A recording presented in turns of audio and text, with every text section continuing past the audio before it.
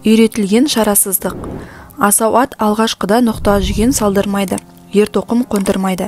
Үйреткен кезде орғиды, қарғиды, мөңкиді, тоңқиды, аунайды, бұлқынады.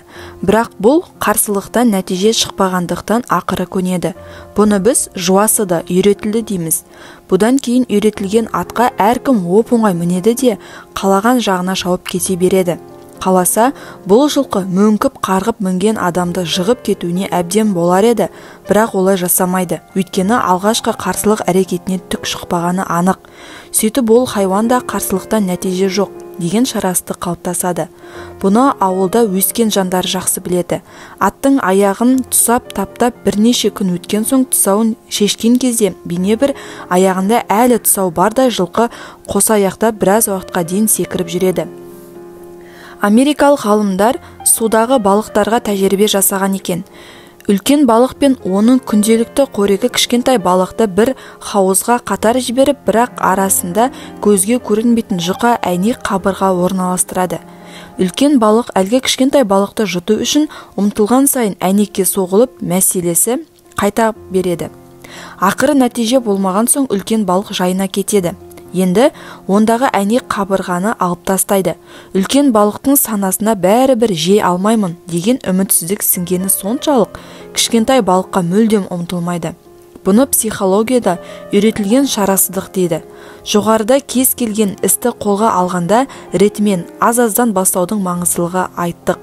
Өйткені бұрын соңды жасап көрмеген үлкен істі бірден жасаймын деу ағаттық. Көбіне істің ретін білмегендіктен, тәсілін таппағандықтан, сәтсіздікке ұшырау ықтималдығы басым. Мақсатыңнан алыстаған сайын өзіңе деген сенім азайып, бетің қайтып басылып қаласың. Нәтижесінде үлкен балық сияқты қолыңды бір сілтеп, бейғам өмірдің дәлізіне түсесің. Немесе қолынан ешнәрсе келмейді деген үмітсіздікке ұрынып, шарасыздыққа тап боласың. Аффирмация. Сөзіңді түзе, әдетіңе айналады, әдетің мінезіңе айналады, мінезің сенің тағдырың. Шәкәрім Құдайбердіұлы. Сөз сиқыр, сөз тылсым, сөз жыр. Сөз көңіліңді көтереді, сөз жүрегіңді жылытады. Сөз күлдіреді, сөз қуантады, сөз қайғыртады, сөз ашуға бөктіреді. Сөз жұбатады, сөз ғашық қылады, сөз дұшпандық жастайды. Сөз шабыттандырып жігерлендіреді. Сөз ұнжырғаңды түсіріп, кері тартады. Сөз соғыс отын тұтандырады. Сөз суырылып салған қылышты қынына қайта кіргізеді. Сөз көндіреді, сөз өндіреді, сөз тәрбие, сөз білім, сөз Құран, сөз дұға, сөз рухыңның үні, сөз нәпсіңнің тілі. Міне, сөздің құдіреті осындай. Сөздің адамға қалай әсер ететінін түсіну үшін мынадай тәжірибе жасалыпты. Залға жиналған адамдарға көздерін жұмуды және баяу айтылған бірқатар сөздерді мұқият тыңдап, мағынасын түсінуді сұраған.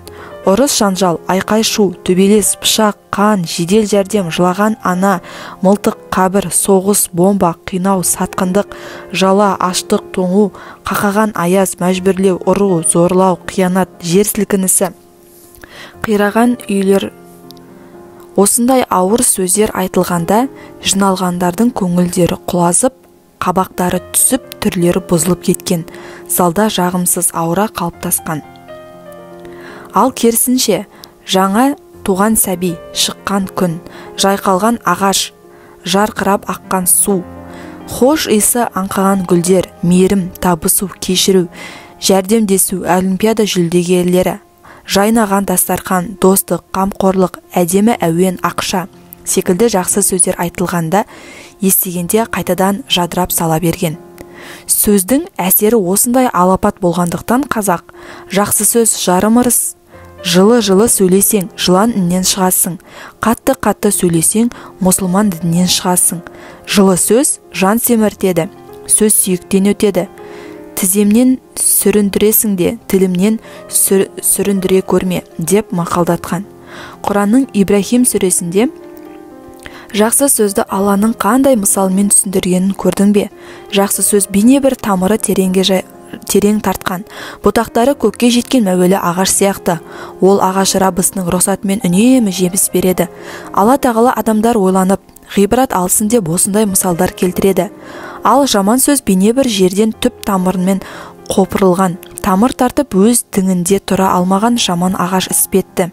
Делінсе, Асхаб сүресінде, «Уа иман келтіргендер, ендеше Алладан лайықты түрде именіп, оған қарсы келуден, әрі азабынан барынша сақтаныңдар, және әрдайым жібі түзу, дұрыс сөз айтыңдар. Сол арқылы Алла істеріңді түзу қылып, күнә қатерлеріңді кешіреді», деп сөз түзелсе іс оңалатындығын айтқан.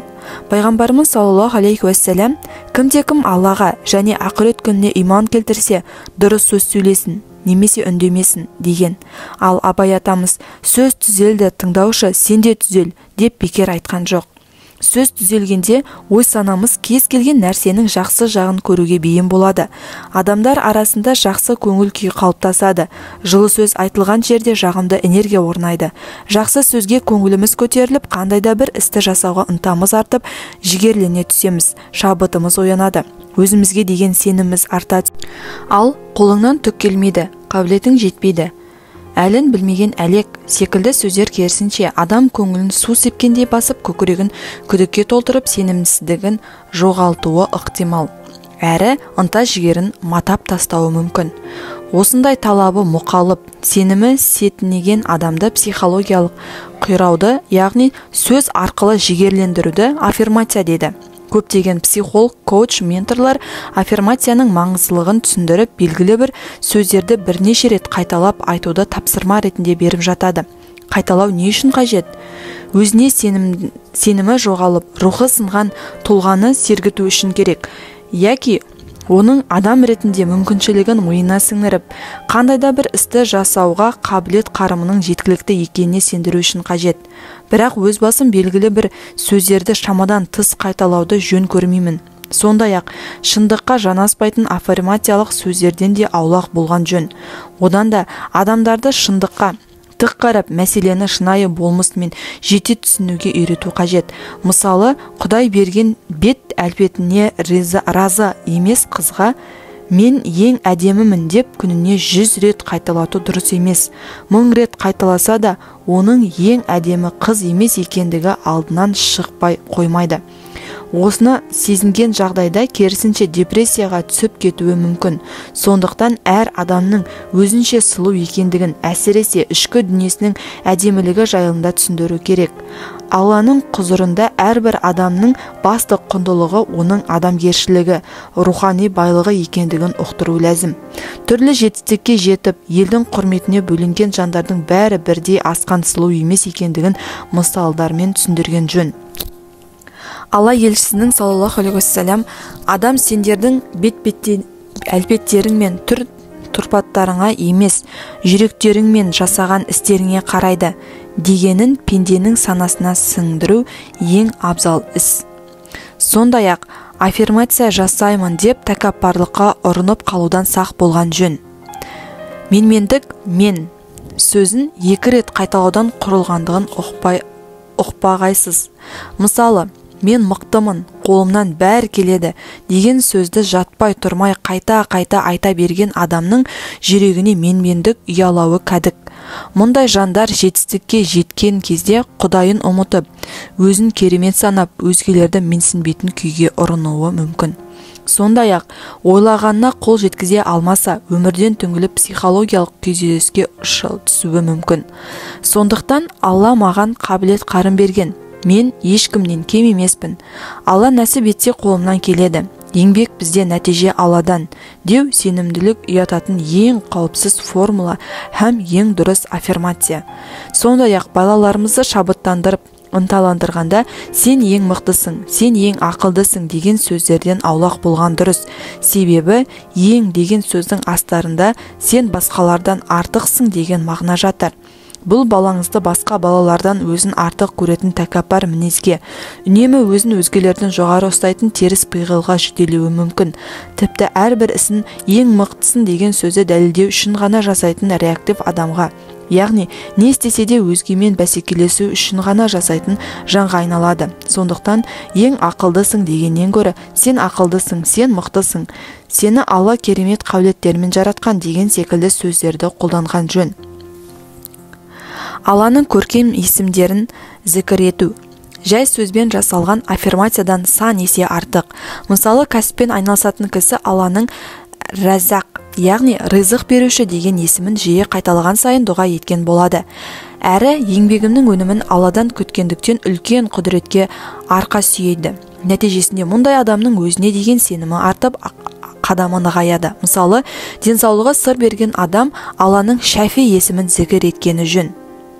Ұрпақ сұрап жүрген кісі Әл-Уахаб, тарту етуші, сыйлаушы деген есімін қайталаған дұрыс.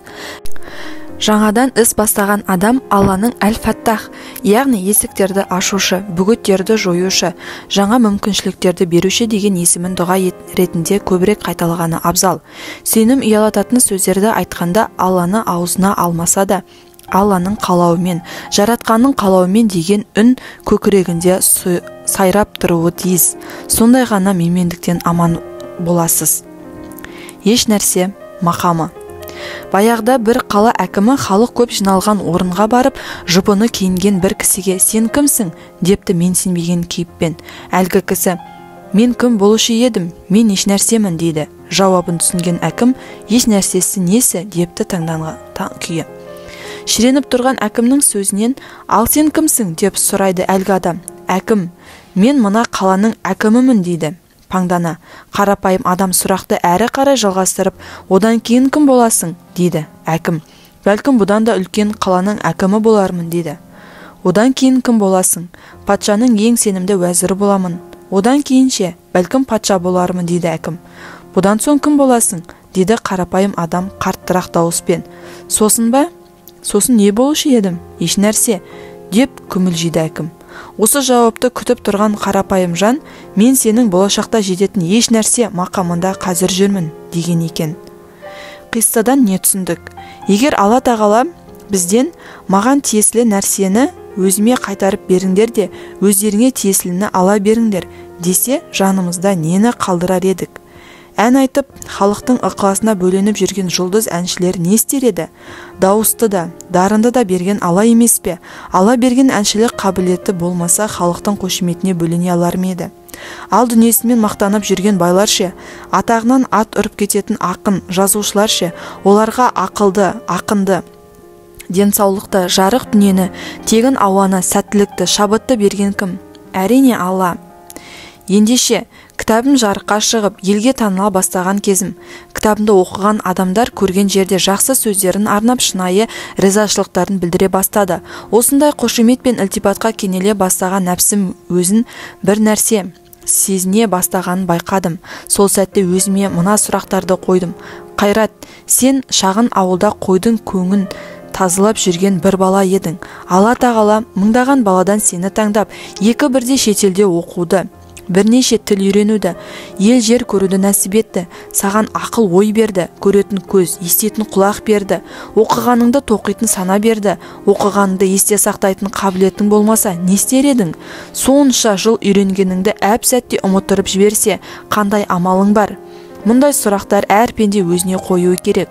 Мына пәнеде ешкім мәңгілік емес. Олай болса, ерте ме, кеш пе, әркім еш нәрсе екенін мойындайды. Ендеше қазірден бастап жаратқанның құлы екенімізді, Алланың қалауынсыз еш нәрсе екенімізді білуге тиіспіз. Еш нәрсе мақамына жету үшін бәрін көріп болып, өлуіміз немесе өшуіміз шарт емес. Алдыңнан лауазымды немесе қалтасы қалың яки танымал кісі ұшырасты. Онымен күлімдеп амандасып сөйлескенде сыпайы бола қалдың. Аз уақыттан кейін егде тартқан еден жуатын апай немесе күзетші шықты. Ол кісілермен қалай амандастың? Әлде мүлде амандаспадың ба? Егер сәлемің екі түрлі болса, алдыңғы амандасуың көзбояушылық қана. Кісі таңдап амандаспа. Адамдарды алалама. Жай ғана амандасудағы айырмашылық біздің ішкі болмысымыз бен рухаятымыздың көрсеткіші болмақ. Барлық нәрсе нәтижесімен өлшенеді. Мол байлық, биік мансап, үлкен атақ сені ізгіліктен алыстатып, адамдықтан айнытар болса, мұнда мұның бәрі Алланың саған берген нығмет кейпіндегі хикметі, жазасы болмақ. Ал керісінше, басыңа түскен қиыншылық сені даналыққа тәрбиелеп, жаратқанға жақындата түссе, онда мұны Алласының саған жазған зор жақсылығы деп білгейсің. Кішіпейілділік өзіңде бар нәрсені жоққа шығару емес, бәлкім олардың бәрінің шынайы иесі Алла екенін мойындау. Уайым.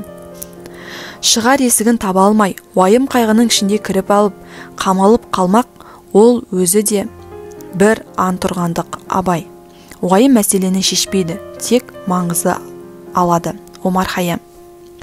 Уайым алдағы істерді ойлап тағатсыздану, күйгелектікке ұрынып, үмітсіздікке салыну, істі жаманшылыққа балап, орынсыз мазасыздану. Бұл құбылыс асқынған кезде ұйқысыздыққа, күйзеліске тап болуы бар. Мысалы, үйленсем әйелім жаман болып шықса қайтемін, немесе күйеуінің жұмысы Алматыға ауысуына байланысты көшетіндігін естіген әйел, Алматы ең лас қала, денсаулығымыз құретін болды. Кептеліс көп, балалар мектебіне қалай үлгереді деп ұйқысы қашып, уайымға салынып, 2 миллионға жуық халық осы қалада өмір сүріп жатқанына назар аудармастан өзінен өзі әбігерге түсуі мүмкін. Екінші мысал, шетелден тауарға тапсырыс берген кәсіпкер жолда жүк көлік бұзылып қалса, немесе ол өртеніп яки тоналып кетсе не істеймін секілді қорқынышты жағдайларды елестетіп, ұйқысы қашып, күндіз түні сары уайымға салынуы мүмкін. Мұндай артық уайым адамды күйзеліске түсіріп, торықтырып жіберері анық. Орынсыз уайым қол аяғыңды жіпсіз байлап, жігеріңді матап, харекетіңді тұсап тастайды. Не болса соны уайымдап, түймедейді түйедей етіп, болмашы нәрсеге шамадан тыс алаңдаған сайын адамның қайраты мақалып, қайрылған шалғыдай жігері жасиды. Уайым стресске себеп. Ал ол өз кезегінде денсаулықты құртады. Менің бір жақын танысымның ұйқы безі асқынып, өлім аузынан қалды. Сол кісімен шетелде қонақ үйде бір бөлмеде тұрдық. Кешкісін шкафтарды ақтарып, киімдерінің қалтасын қайта-қайта тексеріп, қатты мазастанып, әлде бір нәрсені тынымсыз іздеп жүргенін байқадым. Сөйтсем, бөлменің есігін ашатын карточканы таппай жүр екен. Мен Құдай-ау бағанадан бері сонша мазастанып іздеп жүргенің осы ма?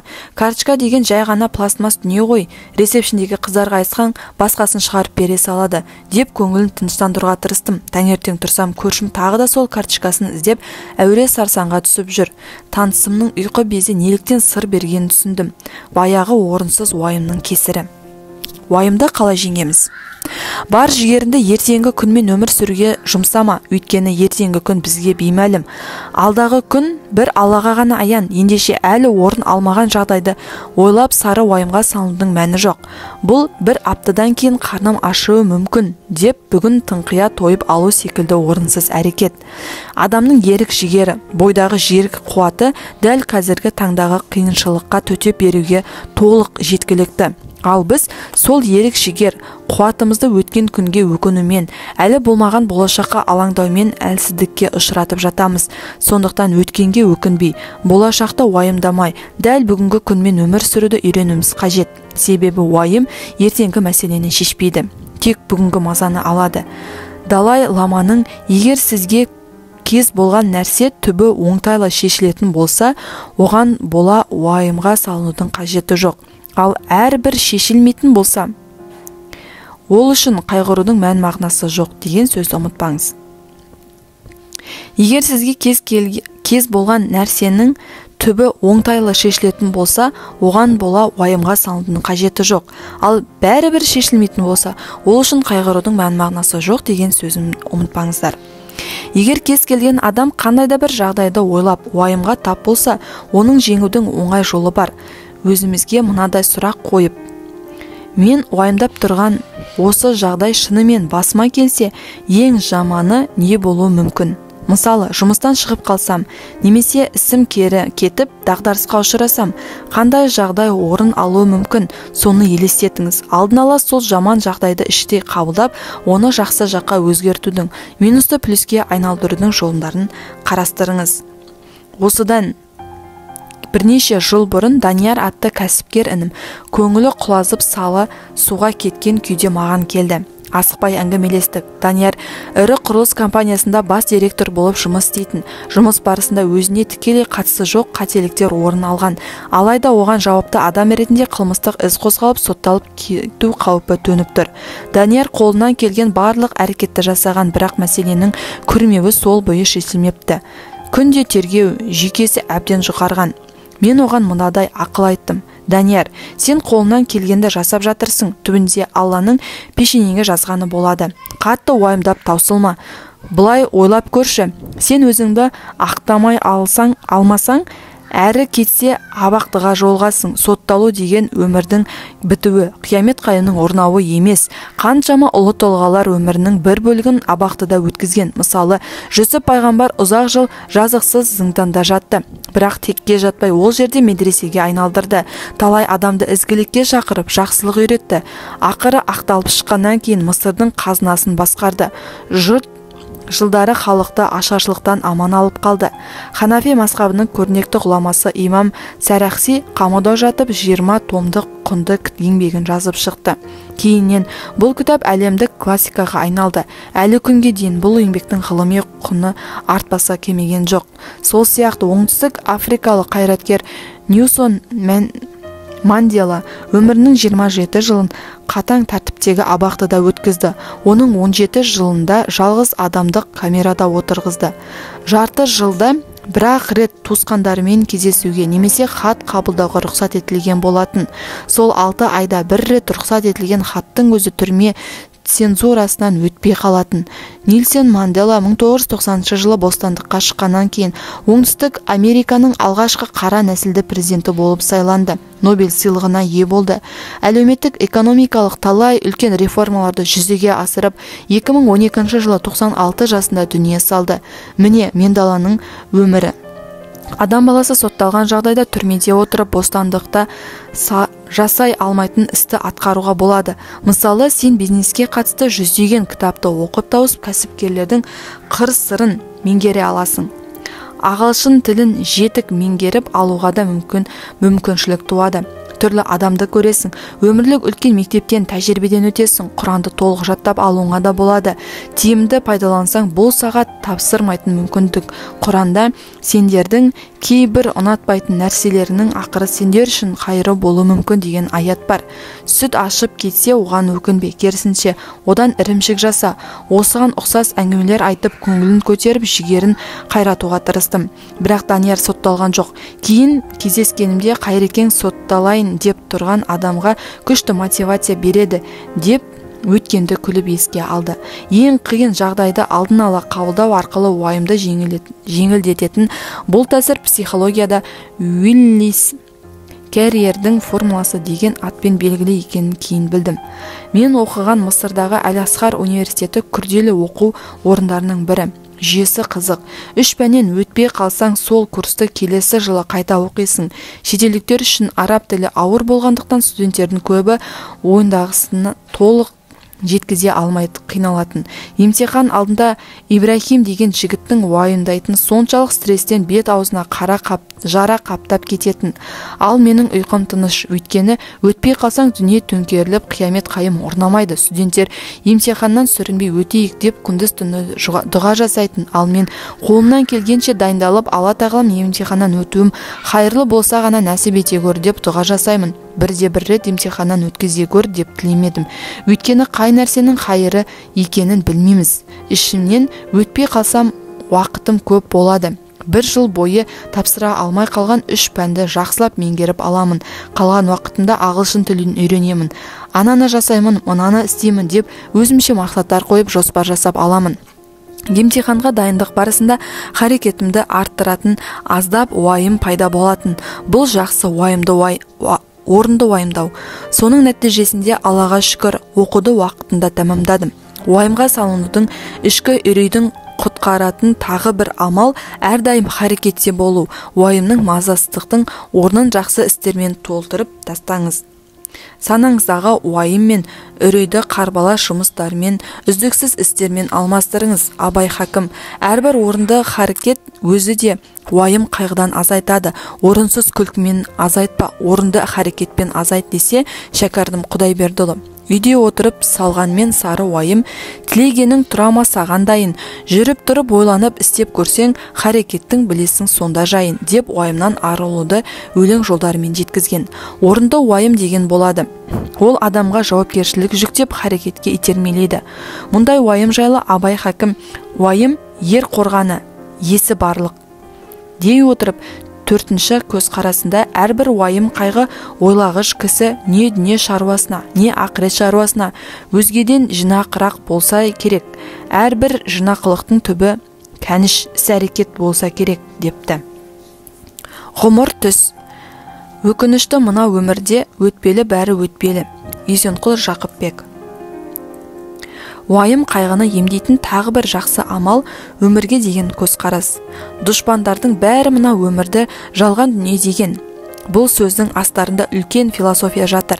Жалған дүние деп уақытша нәрсеге айтылады. Мысалы, кейде түсімізде шым-шытырық оқиғаларды, қайғылы жағдайларды көреміз. Тіпті жақынымыздан айырылып, қанжылап жатып, оның түс екеніне көз жеткеннен кейін жанымыз жай табады. Көңіліміз орнына түседі. Мұна дүние бақи дүниемен салыстырғанда түс секілді.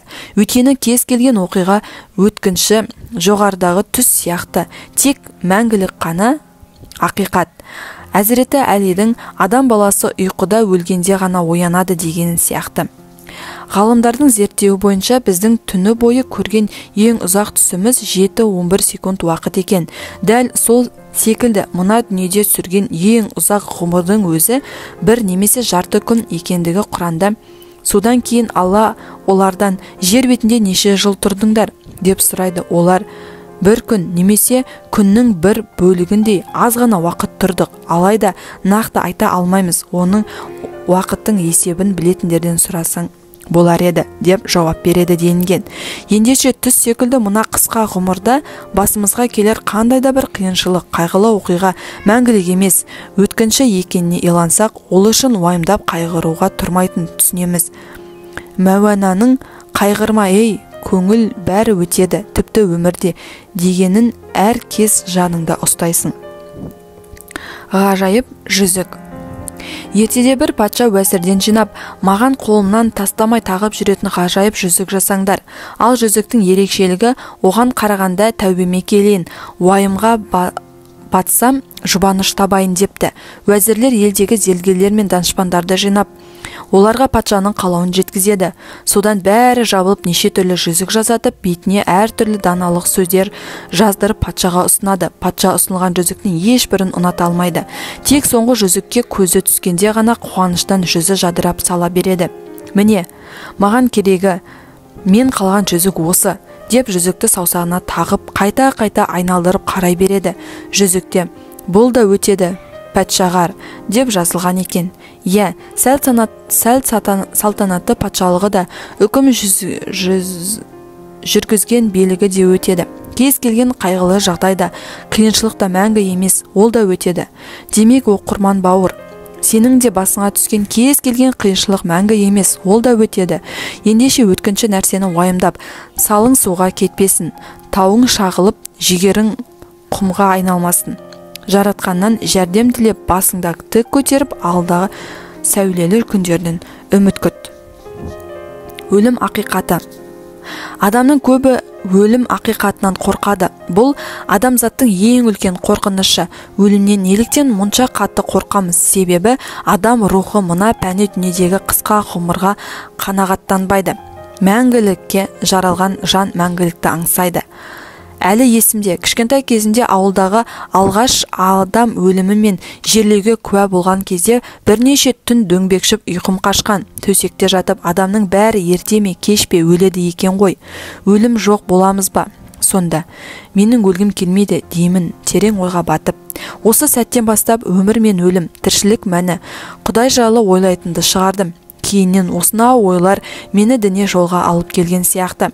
Иә, өлім құбылысы өмір секілді сөзсіз келіп жететіні ақиқат, бірақ өлім шіріп жоқ болып кету, немесе тіршіліктің соңы емес, рухтың бір халден екінші бір халге өтуі, пәниден мәңгілік әлемге көшуі болмақ. Кез келген адамға дене мүшелерің кімдікі деп сұраса, менікі деп жауап береді. Барша тәніңе менікі деп игілік етіп тұрған іштегі рухың мен. Ендеше өлім ақиқаты менің, менікінің, яғни жанның тәннен ажырау процесі ғана. Абай айтпақшы, менен менікінің айырылғанын өлді деп ат қойыпты өңкей бөлмес. Қыстан кейін жазды жаратқан Құдай өлімнен кейін мәңгі өмірді де жаратады. Олай болмағанда мына тіршіліктің мәні толық ашылмайды. бейне бір аяқталмай қалған кітап тәрізді мағынасыз күй кешпек. Залымдар жауапқа тартылатын, ізгілер жасаған салиқалы істерінің қарымын алар есеп күні ақырет әлемі болмаса, Құдайдың өзі әділетсіз болмақ. Ал бұл мүмкін емес. Құдайға әділетті деп иман келтіріп емес пе? Олай болса, қыстың күні шыбын шіркейді, өсімдік біткенді, ағаш атаулыны қоратып, көктемде қайта тірілтіп, жап-жасыл етіп жайғалтқан Алла тағала адамды да ақыретте қайта тірілтеді. Себебі адам шыбын шіркейден де, өсімдік атаулдан да артық һәм мағыналы жаратылыс. Күллі жаратылыс атаулыны жоқтан жаратқан Құдай үшін сені қайта тірілту қиынға соға ма? Маған және жақындарыма ажал келіп жете ме деп қыбыр еткен оқиғадан, сытыр еткен сәттерден қорықпағын. Өлімді ойлап сары уайымға салынба. Себебі өлім мына дүниедегі себеп салдар заңдылығына бағынса да, ол тағдырдың өзгермейтін жазмышы. Ажал тізгіні сенің қолыңда емес, оны өз бақылауыма аламын деп тырыспа. Өлімнің өзінен емес, өмірді мәнді сүре алмаудан қорық. Әсілінде өмірі мәнге, ізгілікке толы адам үшін өлім соңындай қорқынышты емес. Олай болса, кеуденде жаның барда жаса, жақсылыққа ұмтыл, ғұмырыңды ізгілікпен кестеле. Пәнеден мәңгілікке көшкенде артында ғибратты ғұмыр, ұялмайтын өмір қалсын. Раббыңның құзырына жарқын жүзбен баруды ойла.